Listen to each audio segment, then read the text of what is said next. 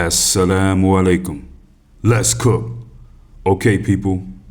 This big Negropean Marcellus Wiley is in the news again. This big hypocrite, he's always in the news for something, and it's getting to be a real pattern with this guy. He's accused of hurting a woman again, this time his wife. Now, let me tell you something about this guy, Marcellus Wiley.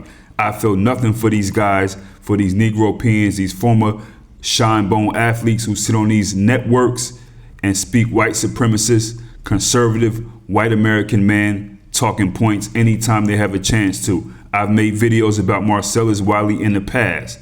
Please don't start the black brother talk. He is not, because if he was, he wouldn't put so much energy into telling lies, disregarding history, and making talking points to appease white people all the time.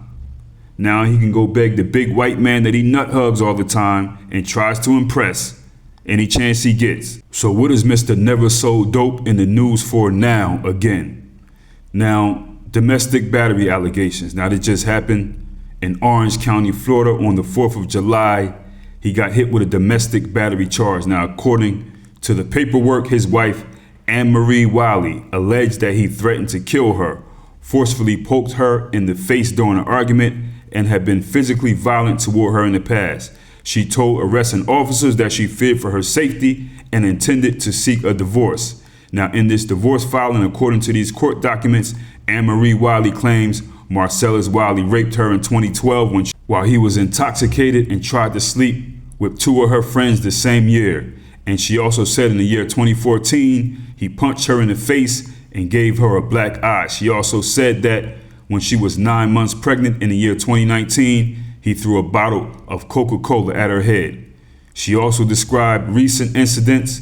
She claimed that he struck her in the face with his shoes in August of 2025 and in January 2026. She claims that he dragged her out of bed, berated her, hit her on the head, then raped her again, telling her she was his property and had to do what he said. She said he raped her a second time that same day and another time 2 days later. Now, in her declaration, Anne-Marie, she claims Marcellus subjected her to continuing and escalating pattern of physical violence, sexual abuse, verbal and emotional abuse, financial control and intimidation, and said trauma from many of these events had caused gaps in her memory. She's asking the court for a restraining order and requiring him to stay 100 yards away for exclusive use of their home. So old upstanding Mr. Marcellus Wiley never sold dope. Okay, but what did you do besides sell dope? Mr. White Black Man, Mr. Marcellus Wiley, he's no stranger to, women accusing him of these horrible things. It's a pattern with him. You know what I mean? We know people lie, women lie and accuse men of things that they didn't do. But dude, you got this hard pattern that goes back. Marcellus Wiley has been accused of this stuff his whole life. Okay? In April of 26, there were court filings that became public. Okay? 4 additional women accused Marcellus Wiley of sexual assault. These allegations include a former ESPN production assistant. She alleged Marcellus Wiley sexually assaulted her in a hotel room in 2009 after inviting her there under professional pretenses. There were 2 women who alleged Marcellus Wiley raped them during the 90s while he was at Columbia University and beginning his NFL career. There's another woman who alleged that Marcellus Wiley pursued a relationship with her beginning when she was 13 and later sexually assaulted her after she turned 18. Now, these filings brought the total number of women who publicly accused Marcellus Wiley to 7. Okay, including 3 women who filed lawsuits in 2023 alleging rape while he was a student at Columbia University. Yeah, he played his college football at Columbia University. People, he talks about that quite often, like he sits there like one of these uppity Negroes on these networks, talking as if he's some great upstanding guy. He uses these talking points when it benefits him. He says a lot of stupid things. If you really listen to Marcellus Wiley, he tries very hard to fit in with white man talking points. And one thing that these sellouts and these shine bone Negroes, these raccoons often do, they'll take something and flip it and try to act like when they flipped it, it's black pride or something like that. You know what I mean? But, you know, I don't know if this stuff is all true with Marcellus Wiley, but it's a hardcore pattern. I don't know. I don't like Marcellus Wiley, and I really don't care what happens to him, at all. I'm just doing this because I don't like him, you know what I mean? And I also don't care about black people that use their celebrity and influence to sit on these networks or social media to give these white man racist talking points, as bad as it is, as bad as it's been. You know what I mean? These Klondike bars, these graham crackers, you are all disgusting. The men, the women, whoever. You know, I know he goes against these black liberal talking points. I get it. Because these black liberals, they give these white supremacists talking points as well, supporting Skittles and transgender, all that stuff, a boy and a boy, a girl, all this other nasty stuff that they got these Negropeans into. But this man takes it too far also.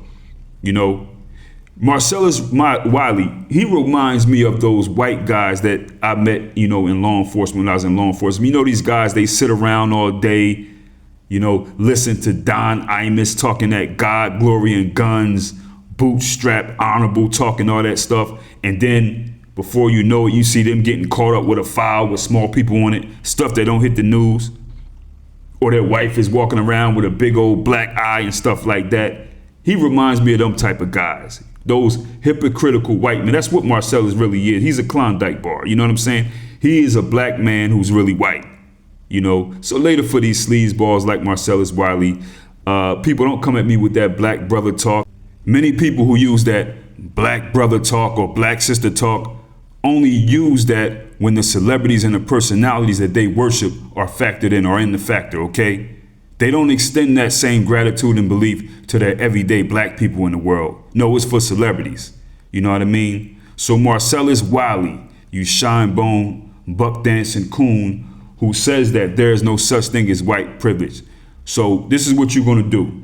Compare your situation and what's going to happen to other white men like Roethlisberger, Ben Roethlisberger, or whoever else.